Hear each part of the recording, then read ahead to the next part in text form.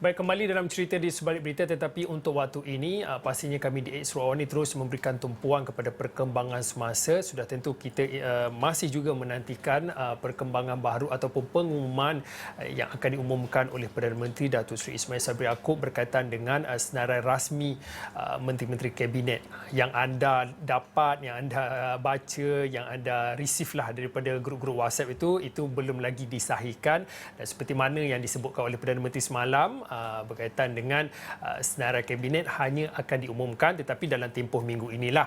Tetapi selain daripada kita melihat kepada selain daripada jawatan Perdana Menteri, kita sudah tahu kita ingin melihat kepada jawatan timbalan Perdana Menteri, jawatan-jawatan menteri yang lain yang turut diberi tumpuan selain daripada Menteri Kesihatan dan juga Menteri Ekonomi. Satu lagi sektor ataupun kementerian yang perlu diberi perhatian adalah berkaitan dengan Kementerian Pendidikan.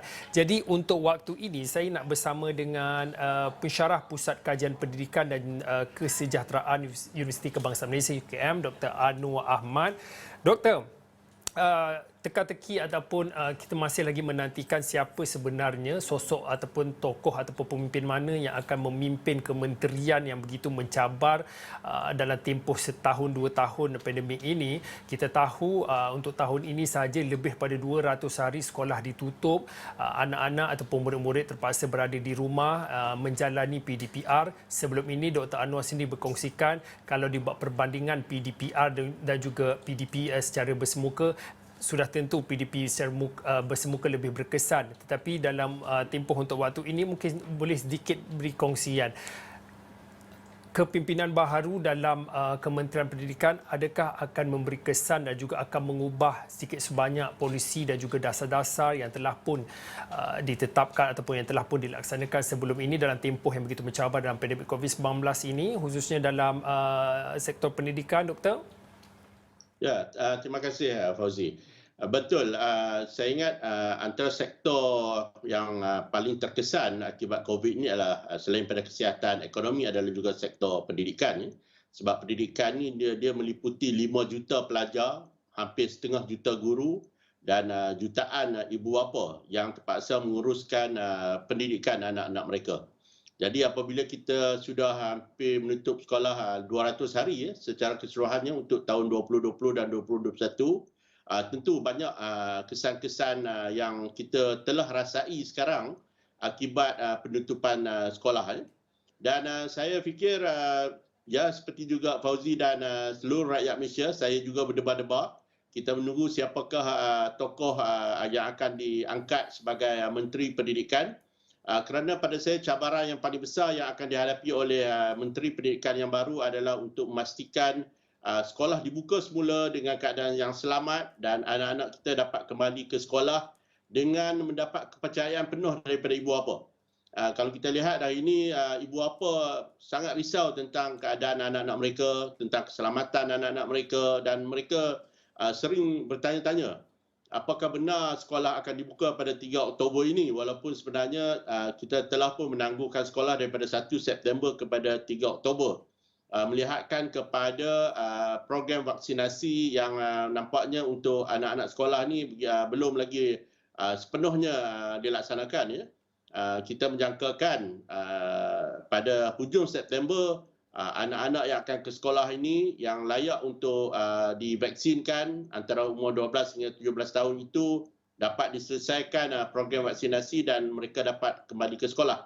Tetapi melihat kepada keadaan semasa, saya fikir itu mungkin sukar untuk dilaksanakan, dan tentulah program pembukaan sekolah secara berfasa ini akan menjadi pilihan utama kepada KPM dalam masa yang terdekat.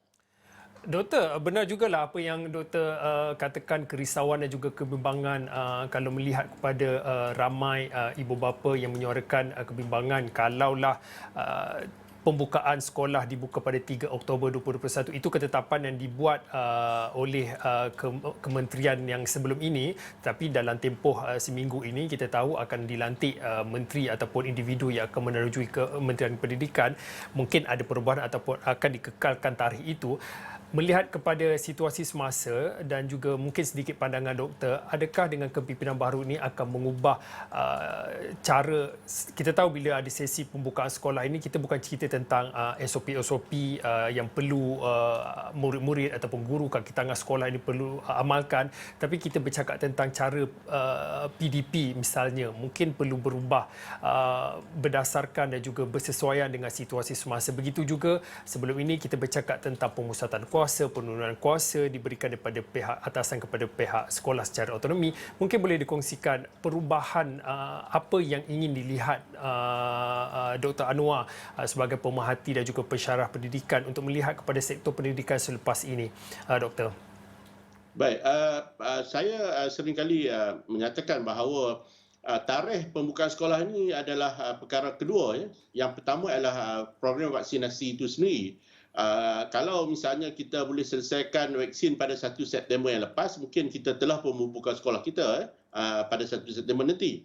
Tetapi tarikh itu boleh berubah bergantung kepada vaksinasi itu selesai ataupun tidak. Saya tidak fikir dalam perbincangan dan juga perbualan saya dengan ramai ibu bapa, mereka bersedia untuk melepaskan anak-anak mereka jika anak-anak mereka belum divaksinkan.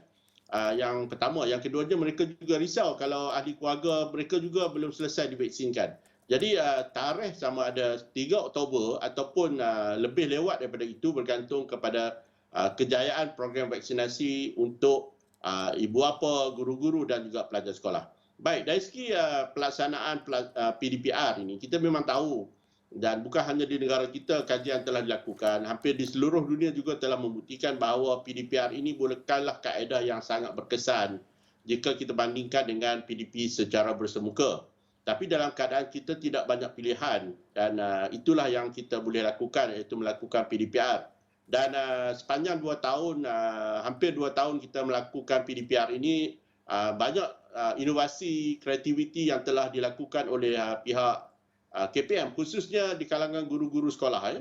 Walaupun mereka berada dalam keadaan yang sangat sukar untuk melaksanakan PDPR dengan ketiadaan internet yang stabil, ramai pelajar-pelajar yang tidak ada peranti dan sebagainya, tapi kita dapat melihat kesungguhan di kalangan guru-guru untuk melaksanakan PDPR. Tetapi itu ada batasannya lah. Sebab itu kita mengharapkan sekolah ini segera dibuka dan penentuan kepada sekolah dibuka itu bergantung kepada sejauh mana vaksinasi itu telah selesai dilaksanakan untuk warga sekolah, ibu bapa dan juga murid-murid. Itu yang pertama. Yang keduanya, kita juga harus menimbangkan adakah kita perlu ataupun boleh membuka sekolah secara berfasa ini secara menyeluruh. Sebab kalau kita ambil kira bilangan hari yang berbaki untuk sesi persekolahan 2021 ini, hanya tinggal sekitar 44 hari sahaja bermula daripada 3 Oktober sehinggalah 9 Disember tahun ini. Jadi dengan jumlah hari yang berbaki 44 hari itu, apakah kita bersedia untuk mengambil risiko membuka sekolah-sekolah ini? Pada pandangan saya, kalau KPM masih berhajat ataupun bertekad untuk membuka sekolah, maka keutamaan harus diberikan hanya kepada pelajar-pelajar di tahun peperiksaan sahaja dengan SOP yang cukup ketat bagi memastikan tidak berlaku penularan dan ini secara langsung tidak mengganggu persiapan mereka untuk berhadapan dengan peperiksaan-peperiksaan besar seperti SPM, STPM dan sebagainya. Jadi untuk pelajar-pelajar yang bukan kelas peperiksaan, baki 44 hari ini harus dipertimbangkan secara yang lebih bersasar, secara lebih menyeluruh, apakah kita bersedia untuk mengambil risiko itu dengan membuka sekolah pada pelajar-pelajar yang lain tanpa divaksinkan. Sedangkan baki sekolah yang tinggal hanya 44 hari dan ibu bapa terpaksa menyediakan kelengkapan anak-anak mereka untuk ke sekolah, kos akan juga terpaksa dikeluarkan oleh ibu bapa, sedangkan 44 hari sahaja yang akan bersekolah. Itu yang kedua. Baik. Yang ketiga yang harus juga kita ambil kira adalah kumpulan-kumpulan ataupun pelajar-pelajar yang berisiko tinggi keciciran. Ini adalah perkara yang besar yang harus dilihat oleh KPM apabila mereka mahu membuka sekolah.